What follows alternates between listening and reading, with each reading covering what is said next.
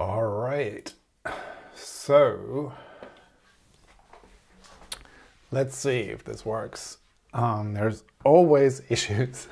So I'm looking forward to the day when I'll be able to start the stream, no issues whatsoever, perfect technology, but that day will probably never arrive. So I can see my microphone, and so audio seems to be fine. I can see myself. I can also see myself on the stream. So things seem to be fine. If anything is not working out, drop me a line in the chat. So, first of all, sorry for the pause. I had quite a cold for the past 2 weeks. And actually, I still have a little bit of a faint cold. So hopefully my voice will hold up for the next hour, but things should be fine. And I've got some water. So hopefully that will be enough. So let's get cracking. What I wanted to do today is, and let me switch to this view here. So what we wanted to do today is add a chat history to our application. So what we did last time was implement a chat feature for our application. So we've got our app here, and we implemented this chat functionality last time. So if I go in and then ask a question, for example, what is Firebase Data Connect? It should answer with an answer that is grounded in our database. So this answer here is grounded in the database, and I can show you how this looks like if we go into the Genkit developer UI. And you can see that we have this flow that just ran, so it's 8:06. So this is what I just sent, and you can see the entire trace. So you can see that I sent this question here, and this is the answer, and you can also see all the different parts of the flow. And let me make a little bit more space so you can see this better. Okay, so I think this should be fine. So this here is the artifact retriever, which goes and fetches the documents that are most useful for the user's question. So we get this text here. That is what we send to the retriever. And then the retriever will retrieve up to 3 documents that are most similar, and we can see them down here. So here's the first document, which is a document about Firebase Data Connect, all about schemas apparently. And we should have another document. Let's see, so this is the formatted document. So this one here is about SO symbols, which is not very much related to Firebase Data Connect, to be honest. And this one here, again, is about Firebase Data Connect, how relationships work. And then we send these to the model for to generate an answer. And again, the model will receive all the input documents. It will also receive the question. So there should be what is, yeah, so here's our entire prompt. Tell me what I need to know about what is Firebase Data Connect. So we probably need to work a little bit on the prompt here to make it work better. And then we pass in the documents. Here is the call to the model, and then the model comes back with a response. We can see the response down here, and then all of that is passed back up until we get this nice response here. And you can see that it is formatted as JSON, and it explains everything that we need to know about Firebase Data Connect, and that is what we saw in our chat window here. So now, if I try to answer a follow-up or ask a follow-up question, for example, can I use it in a Swift app? So now the answer is, based on the provided text, there is no information about Firebase Data Connect's usability within a Swift app. The first document describes Firebase Data Connect, a system for defining and using schemas in a database using GraphQL. The second document details the use of main actor in Swift for managing concurrency. The third document explains how to create custom SS symbols. None of these relate directly to integrating Firebase Data Connect in a Swift application. So if we look at the trays that we have here for this question here, so we have our input, can I use it in a Swift app? So now what happens is we send this to the retriever. The retriever uses just this text here to retrieve documents that are somehow related to the question. And again, we get back 3 documents. Let's see if this is easier to read now. So we have again, the same documents here. And because they are about those 3 different topics, it's really difficult for the model to know what it is. So, it doesn't understand what the context is.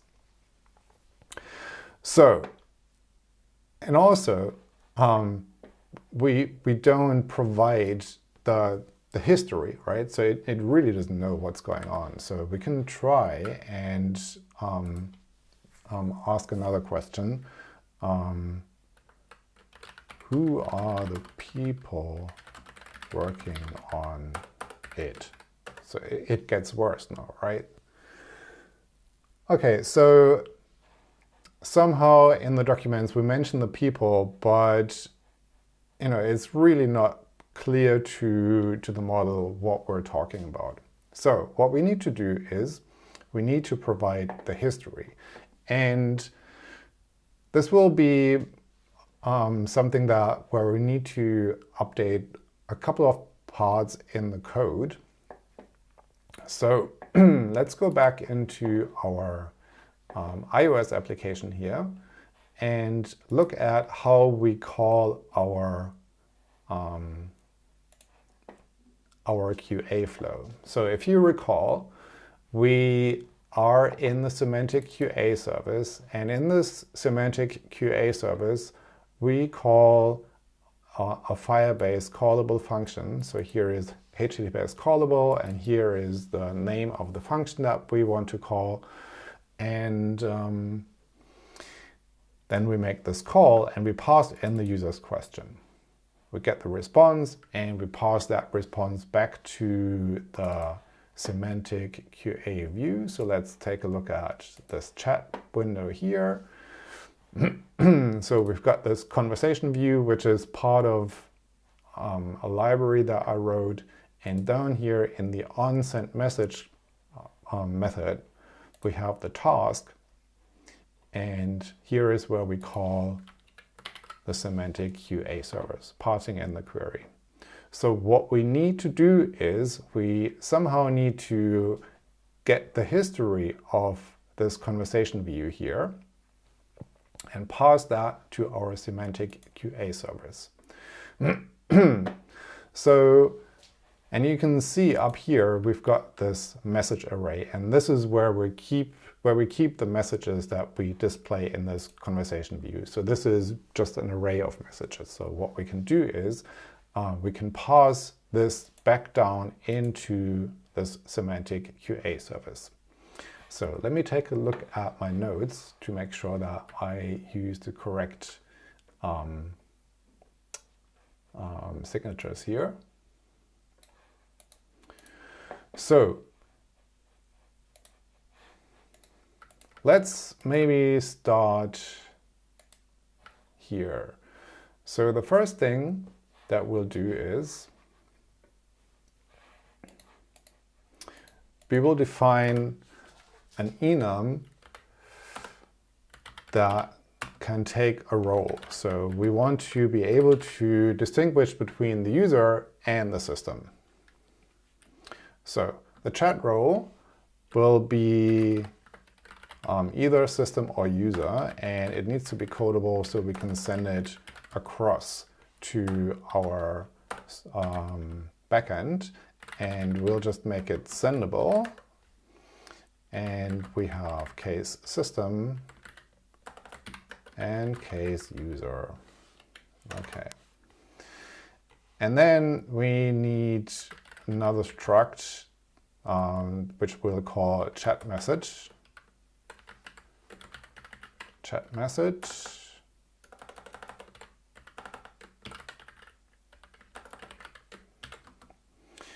And this also needs to be codable because we'll send it across. And we want to have a message, and that will be a string, and also a role, and this will be the chat role. Let's see. Okay, so the next thing is we will define a more complex type for sending over a chat message or an array of chat messages to the backend service. And so this is also a struct, and it will be our query. And again, it needs to be codable and sendable. And it will have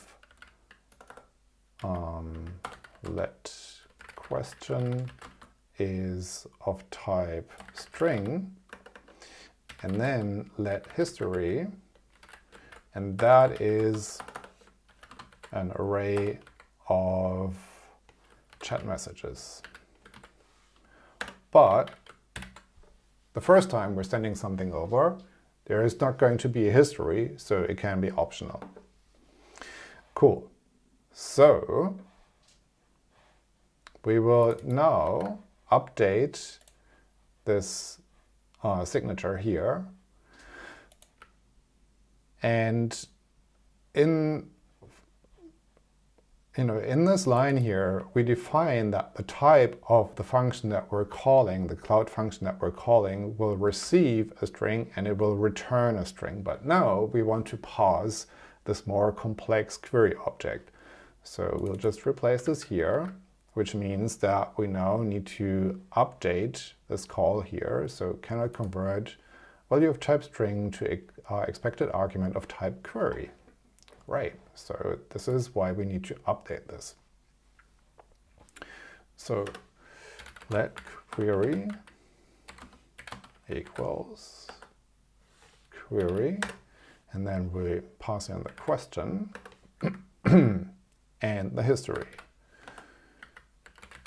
And we don't have the history, so we'll have to add it here, history. And that is an array of chat message. Chat message. And we'll say that if we don't pass in the parameter, it will be nil. Okay, so because this is a public function, all of the other types also need to be public. So let's quickly fix this. So this needs to be public.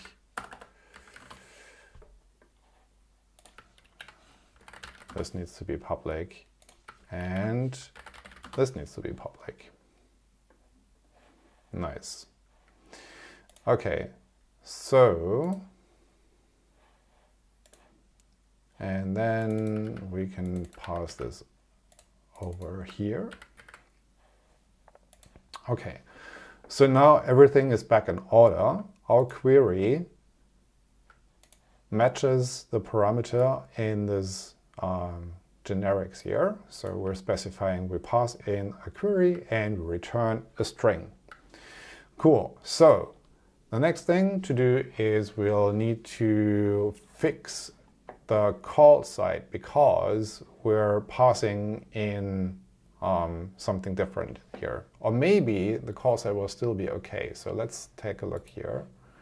Yeah, this is still okay because I was being smart and made the second parameter optional, but we want to pass in this, this array of chat messages. So let history, okay, so what do we have here? Self.messages.map/content. Well, this is, okay, so maybe this is a good start, but not what we really need. So let's see if we can force this. So I'll say this is an array of chat message. Okay, now let's see. Messages dot map. Okay, we need to transform message in, and then we'll have chat message dot content, and role is message dot participant. Okay, so this probably does not work well because, for one, this message content here apparently can be optional, and the participant is also a different type. So this participant type is from Conversation Kit, so it is from this chat UI implementation that I have. So first of all, let's maybe do this, and then let's say if the participant equals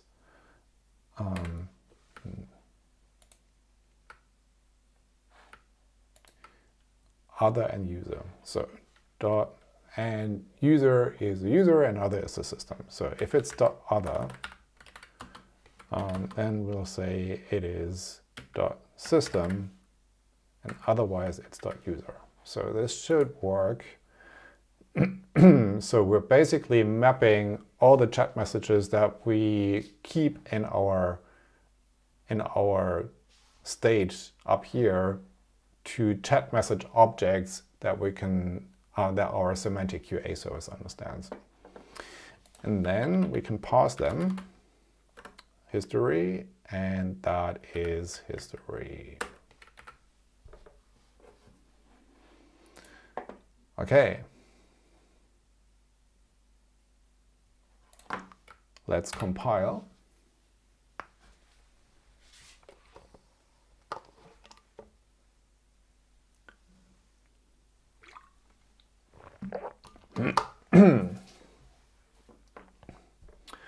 All right, so this is working fine.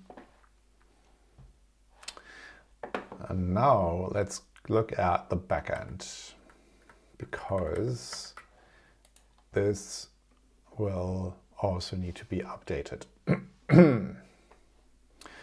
So here in our backend implementation, we have a Genkit flow, and this Genkit flow has an input schema and an output schema. So the output schema is a string, so we can leave that, but for the input schema, this is a string and we need to change that. So let me grab our data structure from here. So we will pass, let's take everything.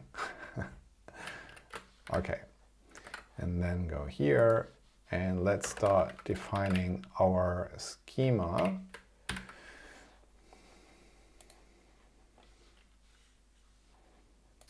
So the input schema no longer is a string, but it's an object.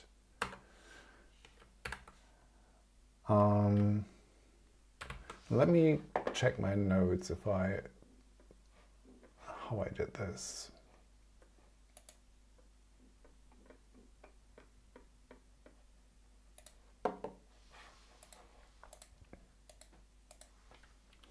Okay, so const input schema equals c dot object, and then yeah, let's continue up here. So c dot object, and then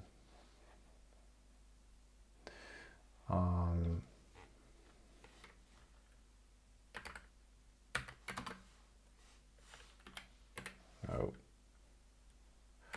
question is c dot string, and history is c dot object, no, c dot array,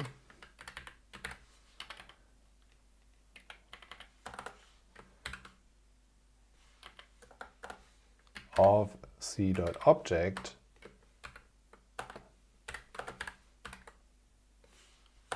oops, sorry, and this in turn is a chat message. So in order, this is, it's getting a little bit complicated. So let's define another schema for the chat message. Chat message schema is c dot object, and message is c dot string, and role is c dot object, and const, oh, it's, I guess we can just say it's a string, right? Because it will be delivered as a string. C dot string. Okay, so chat message schema, and we can take that, and then we can say that this should be an array of chat message schema. And now we can use the input schema and use it here. So hopefully that'll work. And now we need to destructure this object, and we'll say const question comma history equals query, or we can just rename this to input to make this a little bit clearer, and equals input. Okay, what's going on here? Okay, so all destructors element are unused. This is because apparently this is configured in strict mode. So as soon as I pass in the query here, this should be okay. Right. Okay, cool. So we're passing in the question, and we have the history object here. So now what we'll want to do is we'll want to put the, oh, and also we'll need to update this down here. And now let me update the prompt a little bit. Answer the following question. We'll put this on the next line. Please use the following history, chat history, as context. So we probably can't do it like that, but let's try. Okay.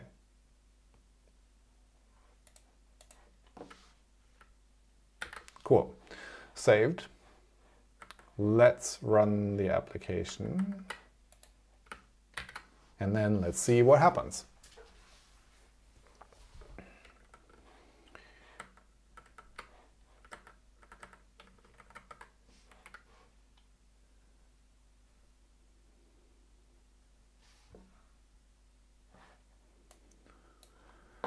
All right. I think the simulator just wants me to make sure that I stay hydrated.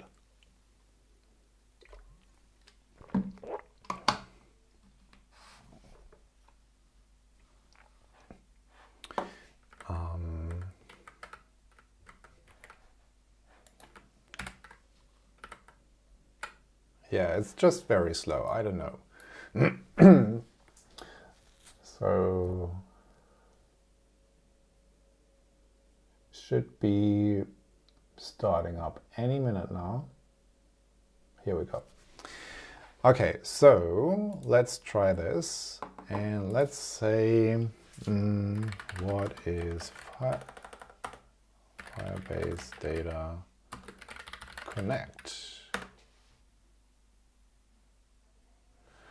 Okay, and then can I use it in iOS?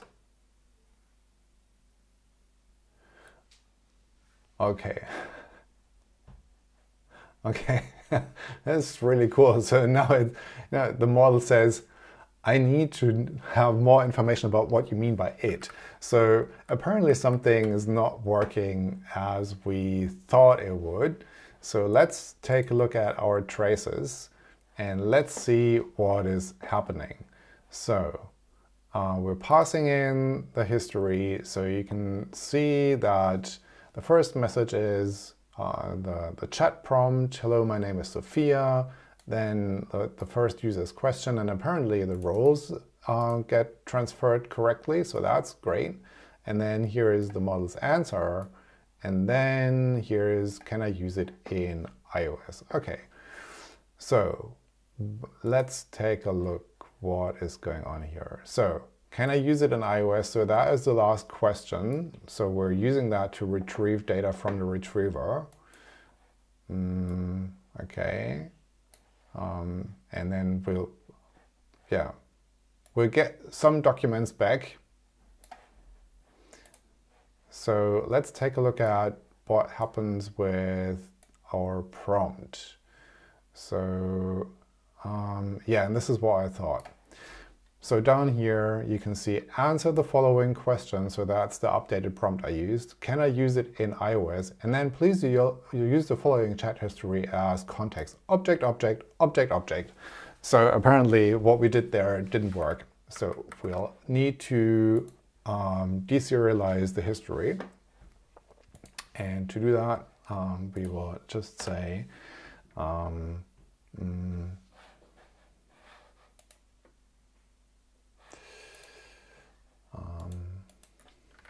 const history string, and then we will map over the history. So history is an array of stuff. So history.map, and we will say h, and then dollar h dot row dollar h dot message. So what we're doing here is I'll go through this history array and I map it to a string that has the role on the left-hand side, a colon, and then the message on the right-hand side, so that the model can easily see who said what. Okay, and then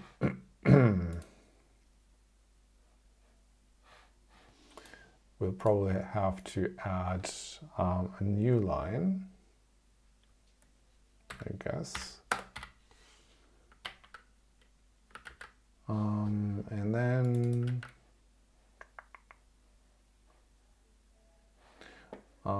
we can pass this in down here. Okay, let's try this again. So we can just keep on going because we have hot reloading for TypeScript. So can I use it in iOS? Can I use it in Swift?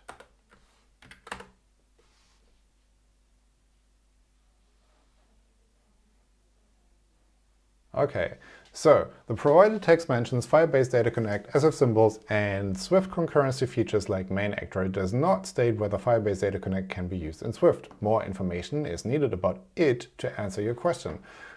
All right, so let's take a look at how this trace looks. I have a feeling that it's going into the right direction. So let's take a look at the generate call. And let's see if our object has now properly been transformed into something that makes sense to the model. Okay, so answer the following question. Can I use it in Swift? Please use the following chat history as context. Okay, so new line, top, system. Hello, my name is Sophia. New line, user. What is file-based data connect, and so on and so forth. Okay, so that makes a lot more sense now to the model. But the prompt still doesn't seem to make a lot of sense, right? So we're sending the correct pieces to the model, but the model needs the data in a slightly different format. So, also, I think that the biggest problem at the moment is that we're retrieving the wrong documents. So, can I use it in Swift? That is what we're sending to the retriever, and the retriever will now try to find the documents that are most similar to the string, can I use it in Swift? So in order to fix this problem, we need to somehow retrieve the documents that relate to what we were talking about. So we need to update this thing here. So let's give it a go. I've got an idea. So how about if we update this question here and combine the history and the question. So let's try. Const combined question is $question and then $history string. Like this. And then we're going to pass it into the retriever so that retriever retrieves the documents that match the history. So let's give it a go. And then we start a new chat. What is file-based data connect?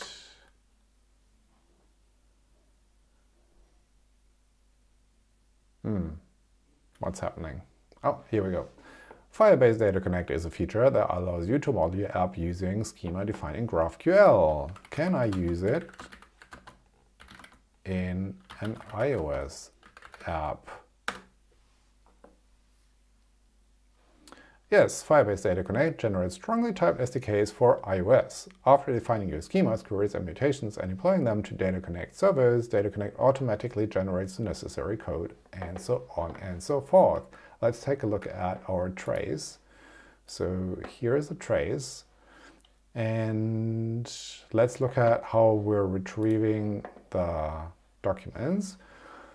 So in the documents, we're like, can I use it in an iOS app? And then we have the chat history, right? So now the retriever will take this entire string, we'll use the embedding model to turn this into an embedding and then retrieve all the documents that match.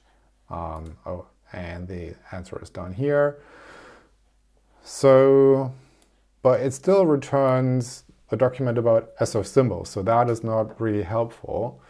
And I guess, so if we were to continue our conversation, let's try something. Who are some of the people working on it?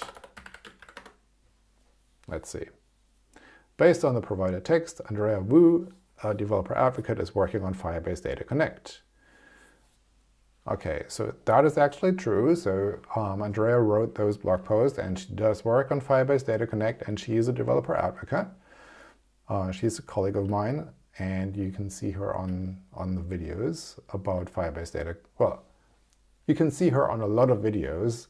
I think she hasn't done any Firebase Data Connect videos yet.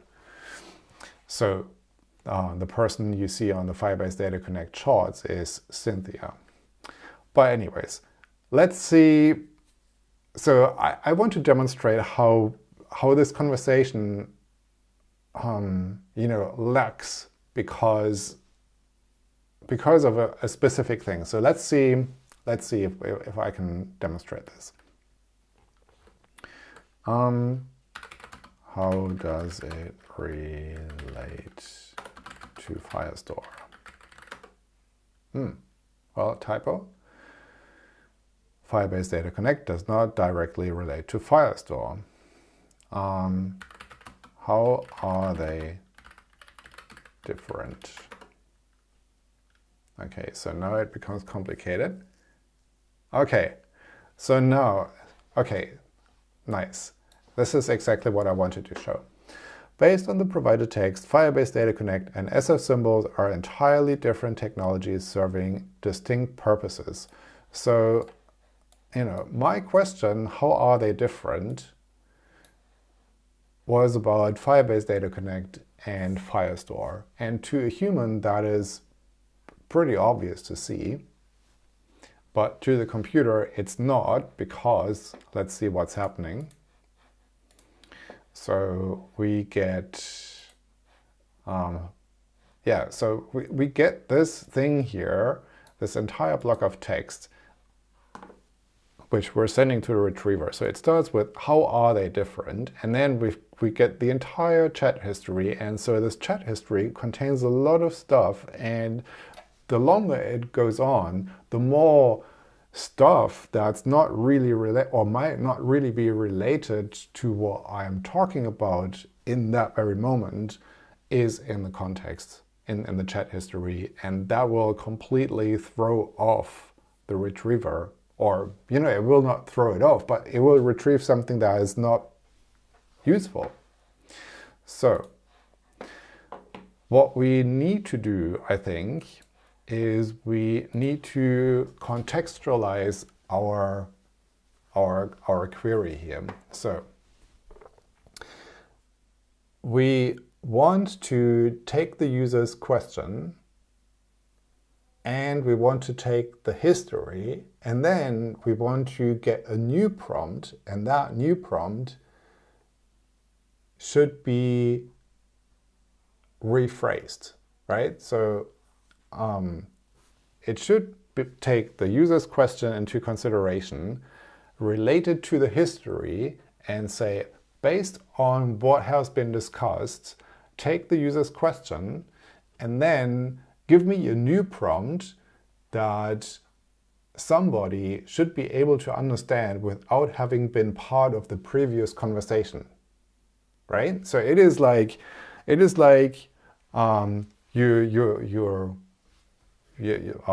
coming home from work and your kids come from school, and then you ask them, so what happened at school? And then, depending on how old your kids are, they will either give you a turn-by-turn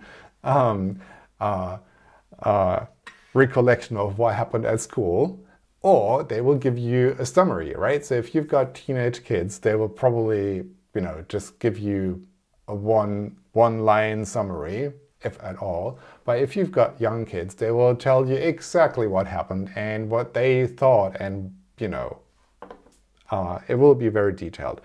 So we want to do what your teenage kids do. We want to go to the model and say, okay, so what happened here, and gives you the summary of what happened. So let's try to do that.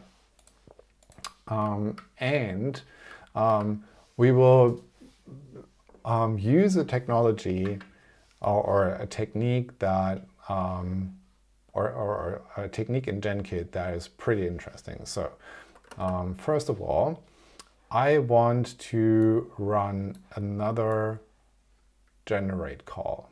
Well, let's copy this entire thing here. So let's copy this here. We're going to use the same model, and then we will remove the docs, and we will say something along the lines of, given the following chat history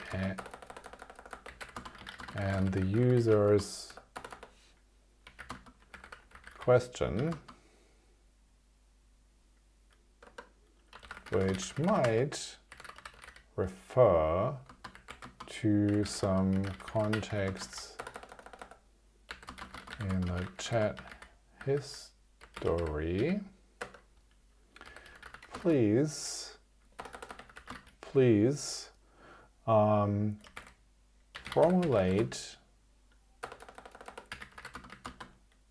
a standalone question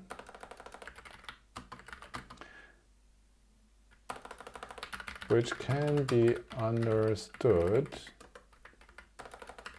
without the chat history. And then we'll tell the model to not answer the question, right? Because sometimes models are overly eager. Do not answer the question.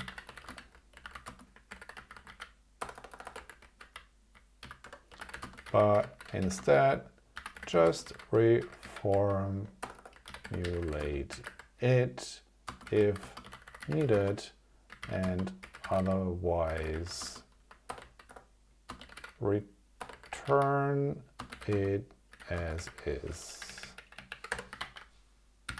As is. So, question, history, and we will not provide any other context. Okay, so now the problem is, so we want to, the return from the generate call will be an object, and we want to grab the text from the object, so we're destructuring it, but because we also use text down here, there is a clash. So what we can do is we can say ai.run, and let's look at the docs. So ai.run allows us to run a step within a flow, and it will also show up in the Genkit trace viewer. So we first need to provide a name for our step, and then there is an async function that will do the work. So let's name this rephrase, and then async, ta-da, arrow function, bam. And then we'll just move this entire thing right inside here, and then we will return the texts, and const rephrased prompt equals await. And then we'll take this rephrase prompt and send it into the retriever. And we won't need this combined question anymore.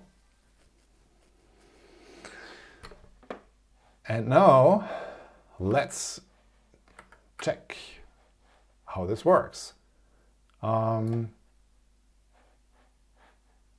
Let's start over. And let's see if we can reproduce the entire conversation. So I think I've got it still memorized. What is Firebase Data Connect? Okay. Can I use it in an iOS app? What's happening? So, interesting. This is not what I expected. Something is going wrong. Okay. What is Firebase Data Connect? Okay, so let's look at the result. Well, this is a good, so yeah. So the rephrase step returns as an output, is Firebase Data Connect compatible with iOS? Yeah, so we're passing this into the artifacts retriever, and the artifacts retriever, so I don't know why, but this is still fetching the SF symbols blog posts. That is really weird, because that is, I don't know. Does it somehow mention Firebase Data Connect?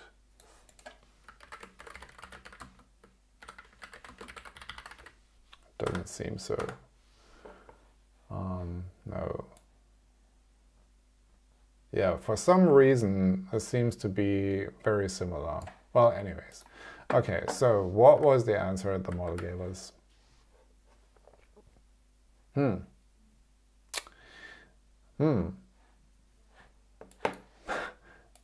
That's unfortunate. Let's try again. What is Firebase Data Connect? Here's the answer. Can I use it from a Swift application?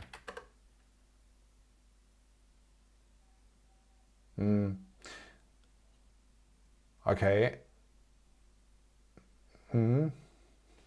Let's see. How does it relate to Firestore?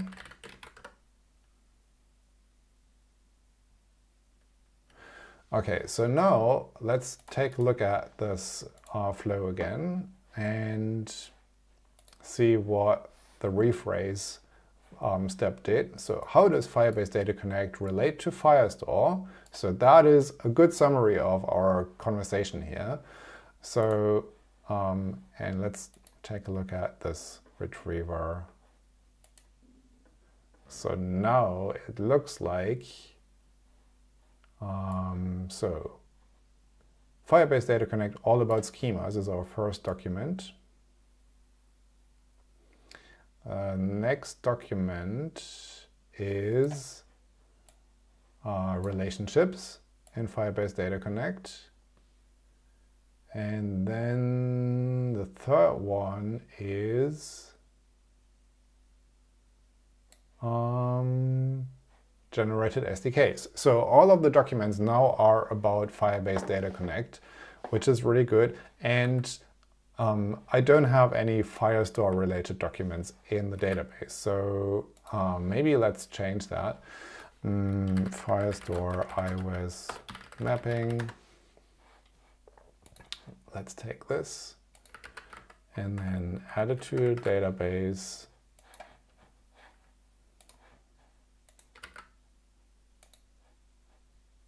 Okay. Hello? Okay.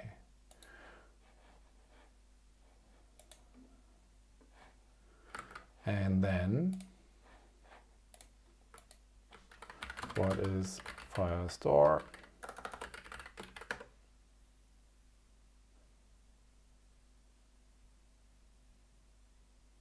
Oh, what happened?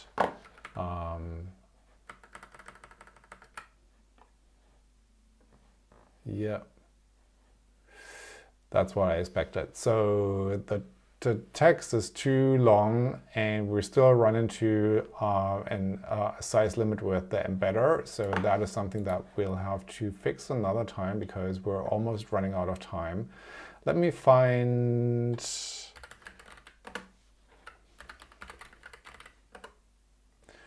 updating data. Yeah, this one here should be fine.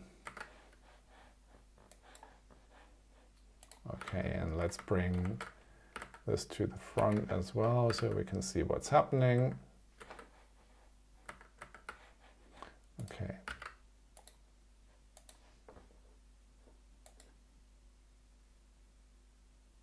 Oh, this is also too long.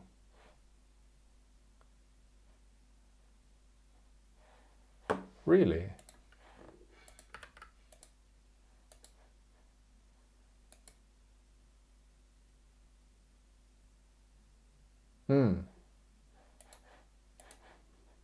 That is, well, anyways. So I think we can still like try to get you know, explore the chat history works. So let's try this again. What is Firebase Data Connect?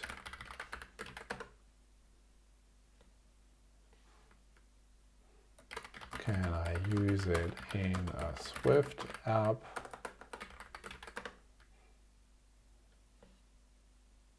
Yes, you can. Who works on FDC?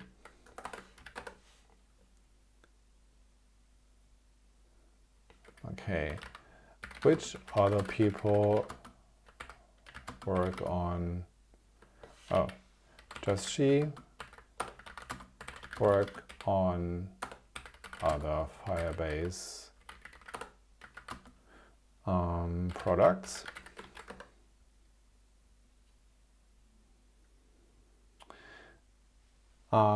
Yeah, so this is actually a really good answer. Based on the provided text, Andrea's work is focused on Firebase Data Connect. While the text doesn't explicitly state she works on other Firebase products, it also doesn't rule it out, which is true because she does work on other products as well. Which other people work on Firebase? And again, this is all just based on stuff that's in the database. So I was kind of hoping that we would get an answer that refers to Genkit, but who else works on Firebase? Yeah, so the interesting thing is maybe the rephrasing should also try to mention Andrea here, because that is an important part of the context.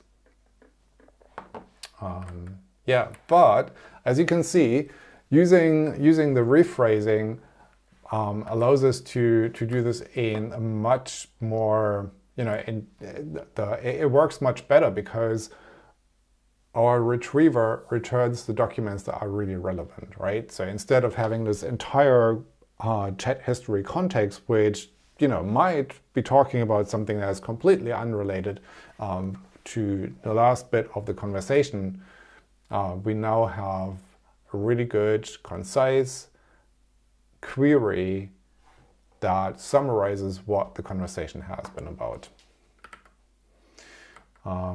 And yeah, I think that is what I wanted to show today. Let's take a look back at the code. Yeah, so just to again point out, by using AI.run, we're able to wrap a piece of functionality inside a span, and that span will be shown as a step in our Genkit developer UI, which is super useful.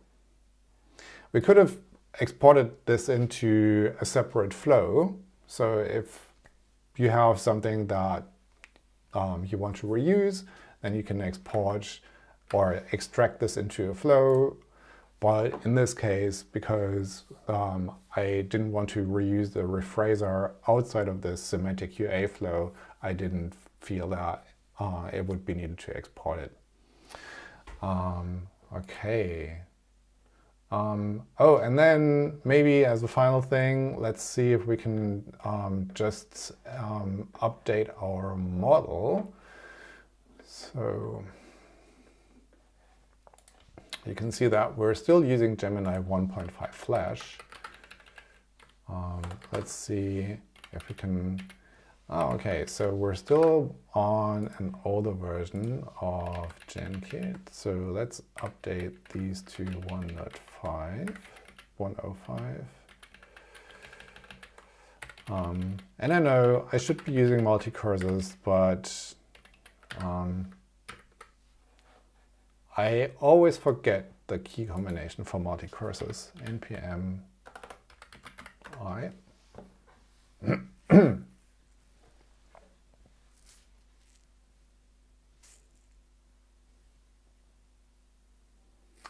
And once this is installed, we should be able to use Gemini 2.0. Okay, let's check. Here we go, Gemini 2.0 Flash. And we want to use that down here as well.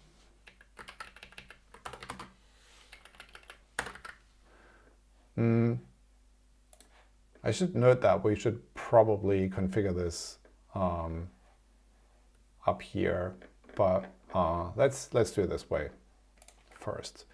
Okay, so back into our app. Let's see if we get a different answer. What is Firebase data connect? Yeah, it's more concise, I think. How does it relate to Firestore?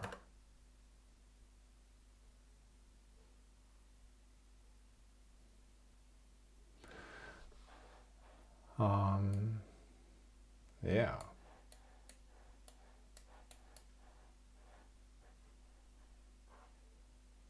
Ooh, that is that's very interesting. In summary, Firebase Data Connect likely uses Firestore or a similar NoSQL database as its underlying data store. So this is where you can see that all the answers are really just based on the data that we're feeding into the models. So and looking at the documents we're passing over. It's just those blog posts, and in those blog posts we probably don't talk about the fact that Data Connect uses a Postgres database. So let's see, Postgres, yeah, there you go. So Postgres doesn't even is not even part of this, and so the model makes an assumption, which in this case is not correct. So in order to resolve that, we would either have to put more data into the database, or we would have to help the model verify the answers based on public knowledge, which is something that maybe we can look into next time, because you can connect Genkit to Google, for example, and then use Google to verify the responses of the model. But that's something for one of the next times. For this time around, I think we covered a lot of ground. I'm really happy that things worked out this time. Thanks everybody for joining. And if you've got any remarks, any questions, any suggestions for what we should be doing next, leave them in the comments below. And I hope to see you again. Fingers crossed that I won't get another cold. And let me actually switch to the outro, because I do have an outro. So next week, I thought it would be fun to look at adding Apple Intelligence to your app, because today I had the good fortune to attend a workshop that Apple ran, and they showed how to use App Intents and the App Intents framework to make your application, or to allow your application to expose its data so that Siri and Apple Intelligence can make use of that. And since with iOS 18.4, apparently this is rolling out to the EU, and you can already use this with the beta version on physical devices, I thought it would be fun to experiment with that and look into what it can do and how we can combine that with all the other stuff that we've been doing so far. So look forward to that. I'm super excited about it. It's really good stuff, but spoiler alert, Siri still has a hard time understanding what you're asking. So I think voice interaction is just not there yet. Anyways, thanks for joining. Enjoy the rest of your day wherever you are, and I hope to see you again next week. Bye.